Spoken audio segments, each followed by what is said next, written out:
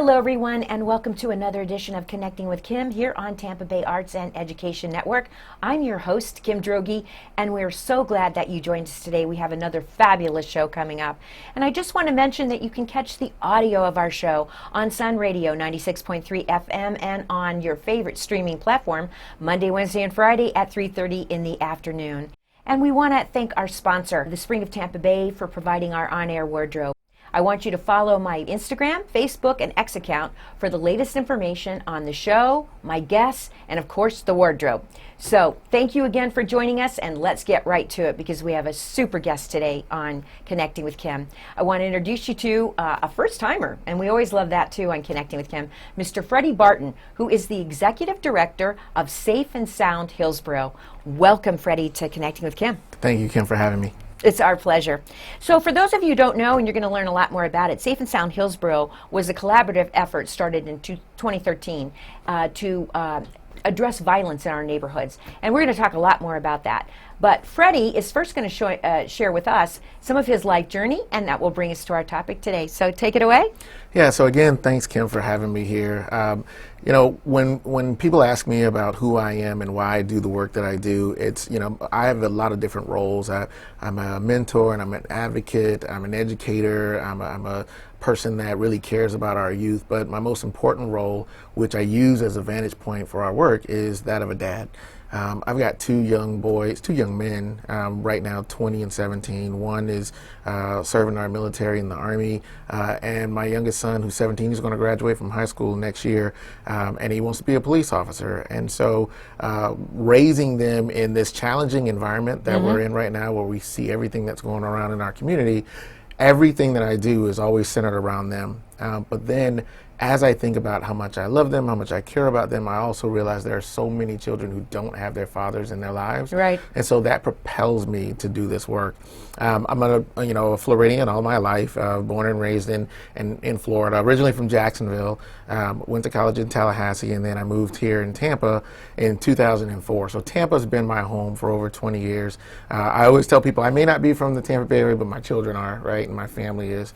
And, you know, every single day that I wake up, I always want to, one, be better than I was before the previous day, and then two, know that I've had some ability to impact someone's life. And so, you know, I said this in a meeting not too long ago. Some people do the work that they do because it's their path, it's their career, but some people are there because that's where they were always destined to be. And exactly. I'm so fortunate to be in a role where I can impact lives, that I can work with some phenomenal people and staff and board, but most importantly, work out with people in the community. And it's a cool thing. It's not an easy task, but it gives me energy every single day knowing that something that we're doing is working. Well, first of all, I think you should be extremely proud of your two children, one serving in the military and one wanting to be a police officer. I couldn't find more noble calling. So you and your spouse have done a wonderful job, I think, of raising your children, and thank God that they want to do such selfless work for our world and our society. So congratulations on that. Thank you. And I'm so happy for you also because what an interesting, I think it's very important for people to spend their time. You work a lifetime. If you're not spending it doing something you love and you feel passionate about, you are marking time. Right. That's all you're doing. Right. And I don't think there's any amount of compensation in the world to mark time. Nope, not at all. Right? Because time's the only thing you cannot get more That's of, right? So let's talk about how Safe and Sound Hillsborough started, because I think it's important for our listening and watching audience to understand a little bit about its history, and then we can start talking about what it's currently doing. Yeah, sure. So Safe and Sound Hillsborough was initially the Hillsborough Violence Prevention Collaborative. It started in the aftermath of the shooting in Newtown, Connecticut at Sandy Hook Elementary. When that happened, it wasn't the first time that we had seen a mass incident of trauma, but we had so many young victims that were involved that we had to do something here in Hillsborough County. So a commissioner by the name of Kevin Beckner years ago wanted to form a think tank of individuals to address not just, you know, incidents of mass trauma, but community violence in general. knowing that we've been trying to stop violence since Cain killed Abel, right? Right. So it didn't start overnight. It's not going to end overnight. But what we can do is look at what causes a person to go down that path in the first place. What contributes to violence? So we adopted a public health approach. And we brought forth the efforts through an interlocal agreement of all of the button-pushing agencies of Hillsborough County. The Board of County Commissioners, the cities, police chiefs, and mayors of Tampa, Temple Terrace, Plant City, the State Attorney's Office, the Public Defender's Office, the Sheriff's Office, the School District, the 13th Judicial Circuit, the Clerk of the Court, the Children's Board, as well as University of South Florida. So when you look at the breadth and scope of making things happen from a policy perspective or advocacy role, that's what makes up Safe and Sound Hillsborough at the leadership level. And we wanted to take the public health approach. And for those people who don't know, public health approach in 30 seconds. A man is at the side of the river. He sees a person drowning in the river. He jumps in, saves that person, pulls him over. As soon as he does that, he sees another few people in the river drowning, jumps in to try to save those. As many people as he saves, he sees more people in there. He starts walking away. People are asking, what are you doing? Why aren't you helping? He said, I need to find out why people are drowning in the first place. Right. He sees a hole in the bridge. He starts fixing that bridge. Right. Well, apparently, unfortunately, some people have been lost during this process, but he's preventing this from happening to more people down the line. And that's the public health approach. When we look at what causes people to drown in life, what causes people to become so desperate that they commit these acts of violence, we see that we have to address several things. We have to look at dilapidated neighborhoods. How do we remove blight? How do we utilize place and space? Do people have somewhere to go where they feel safe and connected? Do our kids have things to do after school or when they're not in school? Are we having adequate mental health supports in our communities? Do people have jobs in the communities? How do we make sure that people feel connected to law enforcement and other agencies? And then also not to make sure that there are services, because we know services exist, right, but do people have the ability to connect to those services? Right. And ultimately, how do we drive our decisions every single day to make sure that it's equitable and fair across the board? So Safe and Sound Hillsborough started with that premise. Right. And ever since 2013, we started working on a strategic plan to focus on 4 goals: improving neighborhood conditions, improving the health and well-being of families, creating cultivated communities and fostering resident leadership, and then maximizing our impact by leveraging resources and leveraging people who are at the ground level doing some of this work. Now, were you involved from 2013? Yeah, so I was actually part of the more than 300 people. Because that is a huge together. picture. When you go online and look up Safe and Sound Hillsborough and you go through its history, I mean, that is a huge amount of people in that picture. Yeah, I was actually a part of 2 committees when we were first forming, looking at education and post-secondary education, vocational education for our kids, right, and then also looking at workforce development. Prior to coming on board and running Safe and Sound, I was the COO for the CDC of Tampa, another nonprofit and community quarterback in the Tampa Bay area. And so it was a natural fit to work within the Workforce Development Committee, as well as looking at education and also youth development. My passion has always been with kids, right? So over the last couple of years, we've really morphed from this think tank to actually implementing programs and services to foster 2 things. One, making sure youth are safe.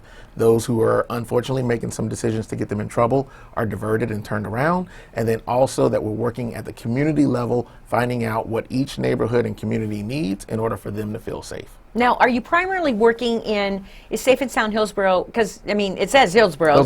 Hillsborough's big county. Sure. But are you primarily working in what neighborhoods? Is it primarily urban neighborhoods, or where are you working? So Safe and Sound Hillsborough focuses on all of Hillsborough County. Okay. However, to make sure that we're really impactful, we first started with 4 target areas: East Tampa, the University area, a portion of Plant City, and a portion of South County. Knowing that Hillsborough County is over 1,000 square miles, right, it's impossible to know that you can blanket the area and truly be effective, right? Unless we've got billions and billions of dollars, which we don't.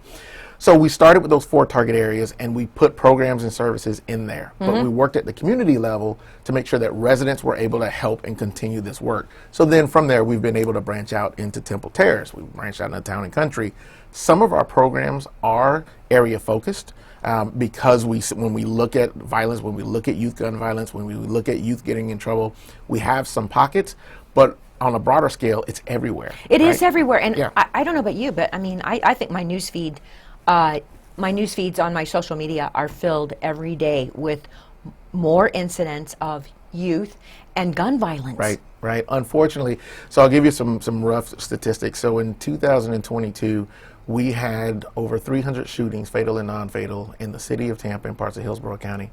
Those numbers double what we saw in 2021. In 2023, in the first half, we were already on track to beat those numbers. 2023, the tail end, we start seeing some of those numbers go down. Really? But we also saw the ages of the kids getting their hands on guns and committing these offenses go down as young as 11 and 12. Exactly. So we knew a few years ago that we had to come to the forefront to address this. So we created several programs to address this issue. One, we have a reporting center, which serves as an alternative to confinement for juvenile offenders. So instead of them being in a space where they don't have access to services or education, we work with them in the afternoon and evening hours, which allows them to get back into school, get back to work, go back to church or some other authorized activity. And then we started really aggressively working on education through a marketing and media campaign. We commissioned a short film, Blink, that's only 17 minutes in length, but powerful and addresses so many issues as it relates to youth gun violence. Not just, we're not taking a political stance and looking at pro gun, against gun, or anything like that. It's about the decisions that people, especially our kids, are making in order to pick up firearms, but also what leads them down that path in the first place. We're going to try to feature it on Absolutely. TBAE so that we increase the audience. Yeah, I know it's on your website because I saw it. It's on our website. It's on YouTube. It's open source. It's Blink. Also Blink. I love the name of it too, because I mean, you and I both know that your life, and you've certainly had an experience yourself, right? Your life can be over in the blink of an eye. Right. Just your life one can quick change decision. forever. One quick decision. What we try to tell our community members, especially our youth, is that one decision can affect you for multiple years. And so we want them to know it's not about picking up a firearm. It's not about getting access to the firearm. It's about making the decision to pick it up in response to anger or some temporary situation. Right. We have individuals who unfortunately have been on the other side, and that they have committed some of these offenses, and they've had to spend time incarcerated, and they come out and they said, look, I went in when I was 16. The next time that people who really knew me and loved me saw me, I was 50 plus years of age. What happened in between all that time? You lost connections, you lost family. And so we're trying to get people to understand that before you make these decisions, really take a deep dive, take a breath, take a second, so that you realize it isn't that serious for you to do this. And so, since we premiered the film, we premiered it in March of 2023. We had over 700 people to come out to the Tampa Theater, but we've shown it to over 3,000 people since then. It's been in a couple of independent film festivals. It's on YouTube, it's on our website, so anyone can see it. What we also do is we host showings and then have community discussions after, and hear what people have to say about it and hear what they feel also needs to be addressed. From us showing that film, we created a youth gun offender program where we're starting to work with these kids who are committing some of these offenses. We're taking them to trauma centers. We're taking them to funeral homes. We're taking them, in front, and they're sitting in front so they can see the results of the violence. Yes, and not seeing, hey, here's the result of gun violence. Here's the result of making a bad decision. And having to sit in front of someone who's lost their child to gun violence, and then also having to sit in front of someone who did commit some of these acts and say, look, kid, I lost years and decades of my life. Thank God that I'm still alive here and I'm able to turn my life around. But I know so many people who haven't been able to do that. And so we really aggressively put this out. We're in the filming stages now, or script writing phase of our second film, Blink Twice, Aftermath and Consequences. And we really want people to see, not just, hey, these are the incidents that are happening, but now let's look from a victim's perspective. Let's look at a community perspective. What happens to a community when a child's life is lost? I love that. If you're just joining me now on Connecting with Kim, my guest in the chair is Freddy Barton, who is the executive director of Safe and Sound Hillsborough. And we've been just talking about the film Blink, and now the follow-up to that film, Blink Twice, which is now going to focus on from the victims, from the community, from the aftermath of what happens after you pick up a gun and you use that gun. So that sounds fantastic. What's your target date for that? We're hoping to premiere it at the end of June. June is National Gun Violence Prevention Month. So I'm in the final stages of writing the script, and we have a great director that's helping us out with it. And hopefully we'll premiere it again at the Tampa Theater in late June, worst case, mid-July. Over the summer, while kids are out of school and they don't have anything to do, we're going to have them, we're going to give them something to do by watching this film. So tell me about Safe and Sound Hillsborough from a organizational perspective. Like, how many people work for Safe and Sound Hillsborough? Is it a combination of employees and volunteers? Help us understand a little bit more about that. Yeah, so I'll talk about, power and structure. At the very beginning, we talked about our leadership board. So we have most of our, elected officials in public agencies that consist of our leadership board. But the power is in the staff and the volunteers that we have. Every community that we work in, we have some of our community leaders and ambassadors that help get the word out about our programs and help us as we put on different events. Right. Over the last few years, we've always had a skeletal crew of staff. It's primarily been around 4 to 5. But because of some of our work, we've been able to get some attention and also get some more funding through grants and also contributions. And we've increased the staff up, primarily to run a mentorship program for at-risk males. That's in partnership with the Department of Children and Families. Right. We just started that program back in November. We're going to serve about 200 young men who either are becoming truant in high school and they're missing these days, or they've had a sharp academic decline, or we see that there's some change in their relative environment. We also have expanded staff to work with our reporting center so that we can work with these kids who are making some of these negative choices. And then now we're partnered with the Tampa Police Department on a community violence intervention prevention initiative, and that's going to work just in the city of Tampa with boys and young ladies who are making some of these choices or who are at risk of making those choices. Well, we think of this primarily as male-driven, but you're right. I mean, it's increasingly becoming females involved in this kind of community and gun violence, which is very sad. Based on your experience and time in this working in this area, are there like 3 or 4 factors that you think lead somebody down this path? Yeah, so one, it's lack of coping skills, right? And we saw that when COVID hit, right? When COVID hit and everyone was in isolation, you saw that people, because of social media and dependence upon technology, that people didn't know how to interact with one another. When we see our kids getting in trouble, when we see our adults getting in trouble, it's because they don't have the anger management, the coping skills to deal with some temporary incident. Right. Someone triggered me, someone made me upset. We also know that we have a lack of adequate mental health supports in our system. It's not that they're not there. People aren't necessarily accessing them. Right. So we provide mental health first aid trainings for free throughout the entire county for individuals and organizations, and that training teaches someone to identify the signs and symptoms of someone who's going through something and to be able to provide that initial handoff or referral for service to try to de-escalate things. We're also working at deploying psychological first aid so that your individuals are trained to bring a situation down in the immediate sense or point of a shooting or de-escalate point of trauma. We also know that sometimes when people are going down this path, it's because they don't have family sustaining employment and they don't feel safe in their community. They need to respond. We ask our kids, why did you pick up a gun in the first place? Unfortunately, more times than not, we hear because everyone else has one. Right. And so with that, we're trying to combat that through positive messaging, through our social media campaign. We're involving kids. We have a TikTok challenge that we're going to issue out throughout the school district in our community where 60-second TikTok messages, give me a positive message based on this theme. And then the winners will, kids do things for likes and clout, right? Right. Now we're also going to have a financial incentive every single week that we put this out there so kids, we can have it. I found out that here in Hillsborough County, the average 15-year-old has anywhere between 600 and 1,000 followers on their social media platform, and with a 20% average viewership on anything that they post. So let's say 1,000 people are on their follower feed. 200 people will see something every time they post. Right. Imagine if you have 10 to 20 kids putting out messages that are positive. You have thousands of positive interactions. We want to grow that to scale to combat this issue. 2 things popped into my head as I was listening to you speak. The first was, not to bring up a sore subject, but Ybor. Yeah. The shooting in Ybor. 2 14-year-olds, Yep. right? With guns Yep. over turf war, basically. Right. I hate to reduce it to something so simple, but basically a turf war.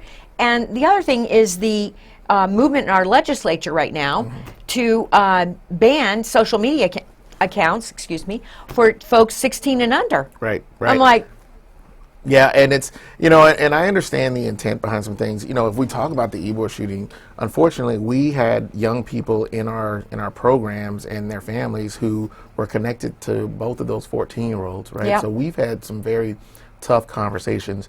But one good thing, if I could say, that came out of that is we had parents asking, what can we do to keep our kids involved in this program? What can we do to keep them involved with Safe and Sound Hillsborough, to pair them up with a mentor? And so we've been expanding that program to do that. When we look at what really makes sense, I can't tell you how many times we have cringed at the fact that kids are still in 2024, they're getting their hands on guns out of unlocked cars. I don't mean that it's in the glove box and it's locked and the car door is unlocked. I mean, it's under the seat and the car door is unlocked. Right. Almost 80% of guns that are recovered from kids, from juveniles, are coming from unlocked cars. We're trying to work with our legislators, with our public officials, our members of organizations, law enforcement, to see what do we do to address that issue. Right. How do we hold people responsible, right, and let people know you have a responsibility to make sure that kids and people who should not have access to firearms don't get it. And so we're trying to put a real strong messaging campaign to let people know, lock your cars, lock your firearms, make sure that your kids know that these aren't toys, and make sure that they understand there are consequences to your choices. It's amazing to me in this day and age, but we constantly, in my community, in my little community in South County, our resource deputy, Jeff Mary, is constantly on the radio, in his postings, when he speaks to groups, is constantly talking about lock your car. Right. It's astounding to me how many people don't lock their car anymore. And they have loaded weapons in it. I'm in South County as well, right? Yeah. And when we talk, I always go to the experts. The experts are the kids themselves. And we ask them, how do you get your hands on these guns? And they said, you can't stop the demand. If we want something, we're going to find it. You have to go after the supply. And now they're utilizing social media and text messaging to talk with one another. Hey, we're going to go to this neighborhood on this day, and then we're going to try to open up car doors. Right. And Deputy Mary he's come to our community and said, look, just please, Friday night, 6 o'clock p.m., 8 o'clock p.m., just make sure your door is locked. Do you have a firearm? Put it in your house. Lock your door. Lock your front door. Lock your garage. Take your garage remote out of your car, right? Simple things to just give that kid not one more reason or one more allowance to get their hands on a firearm. Well, and you see it on Ring doorbells and other security footage that a lot of people have now, and they just are literally going from house to house, car to car, and trying it, and if it opens, boom. Right. We even gave at one of our chamber expos, we gave gun safes for free. For free. Right. Tampa Police Department and the Sheriff's Office, they give gun locks out, right? They're like, hey, if you have a firearm, please take this. And we're still seeing people leaving firearms unlocked in kids. And it's not just kids, but right now the biggest issue is we are having kids pick up firearms. We're having them get them. So we've got to work together with the community. I've got a plea out there for, volunteers and mentors to come and talk with kids, not just who are in our programs and our centers, but as we go throughout the community and talk in schools, we want people to go with us, right? I need that army of volunteers, that army of men that are going to come in and say, look, kid, you don't have to do this. I'd rather let you play sports. I'd rather, talk to you. I'd rather play video games with you right here, right now, than you get angry and make a negative decision. Well, we all have a vested interest in stopping this violence because we all pay for it in some way or another.